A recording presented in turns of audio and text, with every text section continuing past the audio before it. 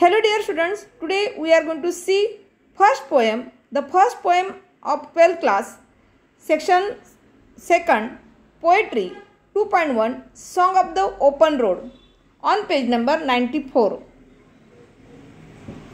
This poem is written by Walt Whitman. Let us see the introduction of the poet Walt Whitman. Walt Whitman was born 1819 and died 1892. Was an American poet, essayist and journalist. बघा या ठिकाणी पहिल्या कवितेमध्ये Walt Whitman यांचा परिचय आपण बघत आहोत. तर या ठिकाणी यांचा जन्म 1819ला झाला होता आणि त्यांचा मृत्यू 1892ला. तर ते एक अमेरिकन पोएट होते. एवढंच नाही तर ते एक एसेइस्टसुद्धा होते, म्हणजे निबंधकार होते आणि जर्नलिस्टसुद्धा होते, पत्रकार होता, म्हणजे पत्रकारितेचा सुद्धा त्यांचा व्यवसाय होता. ठीक आहे.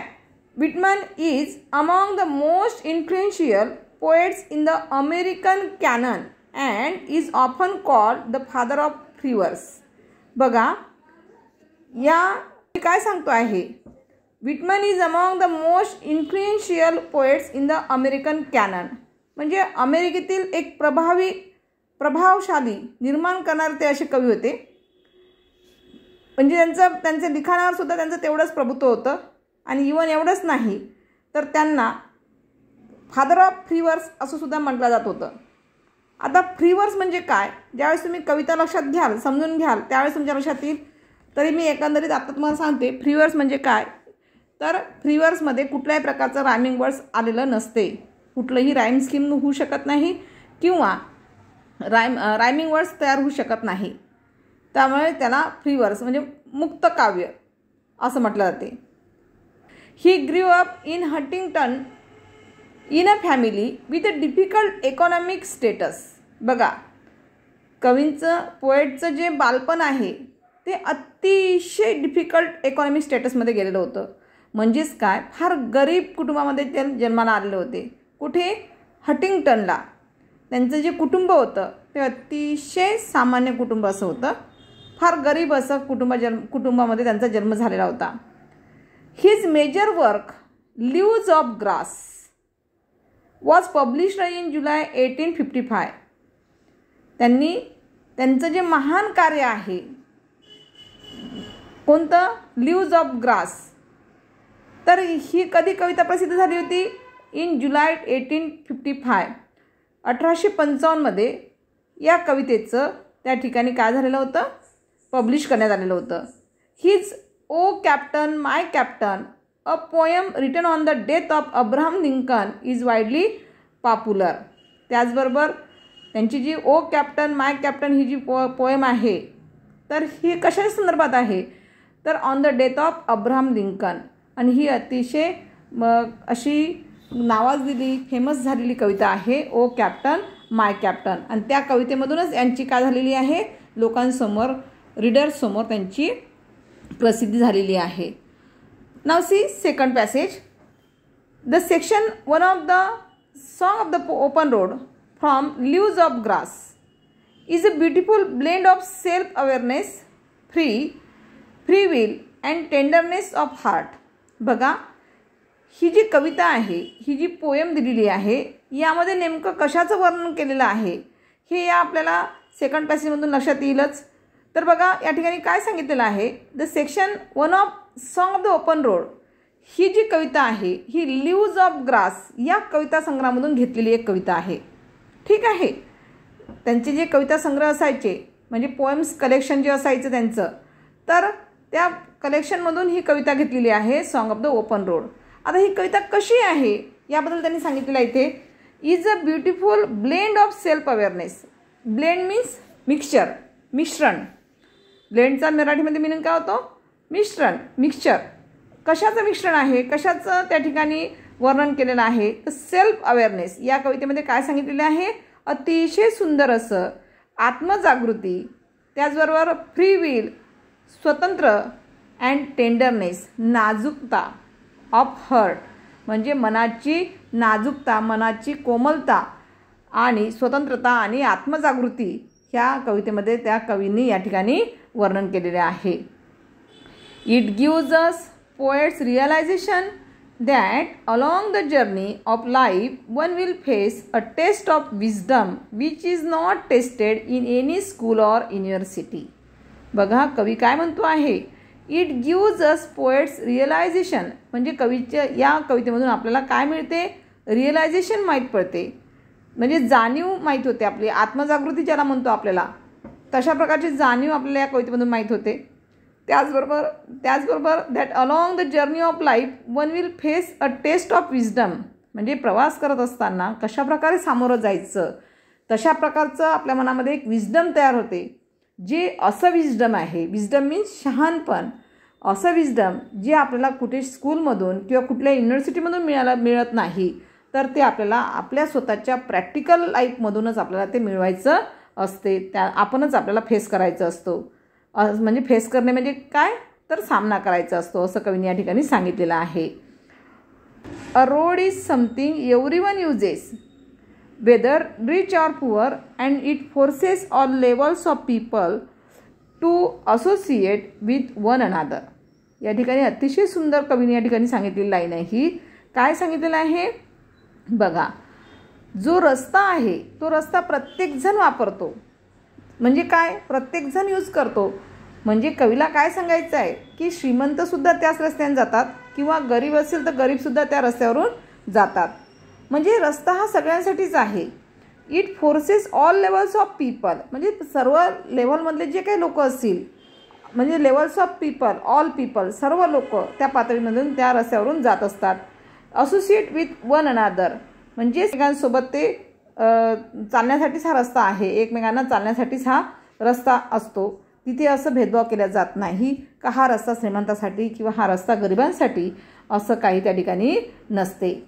The road signifies mobility, mobility म्हणजेच काय, गतिशीलता. रस्ता काय दर्शवतो, गतिशीलता, म्हणजे मार्ग. गतिशीलताच म्हणजे काय, एखाद्या नवीन मार्गाकडे जाण्यासाठी तो रस्ता घेऊन जात असतो आपल्याला, नवीन मार्ग. One can take the road as a point to start over towards something new. Mobility, the road signifies mobility. One can take the road as a point to start over towards something new, म्हणजे एखाद्या ठिकाणाहून दुसऱ्या ठिकाणापर्यंत नेण्यासाठी आपल्याला जायचं असेल तर आपण रस्त्याच्या मार्गाने जाऊ शकतो, टुवर्ड्स समथिंग न्यू, आणि अशा प्रकारे आपल्याला काहीतरी नवीन गोष्टी आत्मसात होत असतात. Whitman talks about the people and places. कवी या ठिकाणी लोकांविषयी आणि ठिकाणाविषयी बोलतो. He argues against staying in one place for too long although hospitality may be true. म्हणजेच कवी काय म्हणतो आहे या ठिकाणी, कवी काय सांगतात, द पोएट्स आपल्याला काय सांगत आहे, तर या ठिकाणी कवी काय सांगत आहेत, तर कवी ते असे म्हणतात की एका ठिकाणी राहण्यासाठी तुम्ही जे मार्ग अवलंब करता आहेत, तर ते एका ठिकाणी मार्ग म्हणून वापरू नका, राहण्यासाठी राहू नका, तर तुम्ही त्यामध्ये काय करा, बदल करत चला.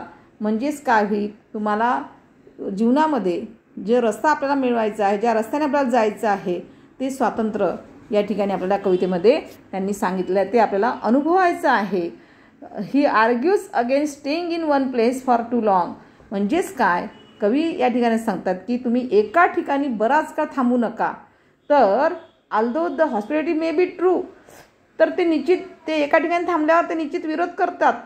एका ठिकाणी राहण्यासाठी तुम्ही काय करत चला, तर तुम्ही एका ठिकाणी न थांबता तुम्ही त्यामध्ये काय करा, बदल करा, चालत राहा, तुम्ही सामोरं होत राहा. अशा प्रकारचं त्यांनी आपल्याला या ठिकाणी कवितेमध्ये इंट्रोडक्शनमध्ये सांगितलेलं आहे. Now see this poem, Song of the open Road. पहिल्या दोन लाईन बघूया काय सांगतात, तर afoot and light hearted I take to the open road, healthy free the world before me. कवी काय सांगतायत, afoot and light hearted I take to the open road. बघा, मी अशा एका मोकळ्या मनाने प्रवास करणार आहे. मी काय करणार आहे, मी प्रवासाला निघालेलो आहे.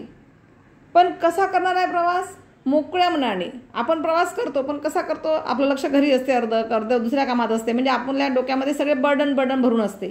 पण कवीने काय सांगणार, आपला प्रवास करायचा आहे, पण कसा करायचा आहे प्रवास, afoot and light hearted. Afoot and light hearted. Light hearted म्हणजेच काय? मोकळ्या मनाने.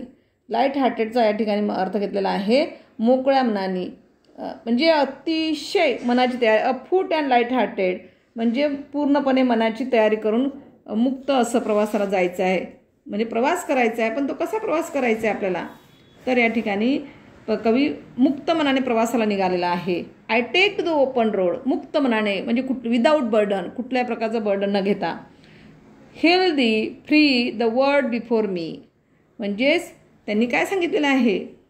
तर कवी काय सांगता आहेत? प्रवास म्हणजे मला जीवनाचा प्रवास आहे. प्रवास हा जो आहे, हा प्रवास म्हणजे मला कोणाचा प्रवास करायचा आहे? जीवनाचा प्रवास करायचा आहे.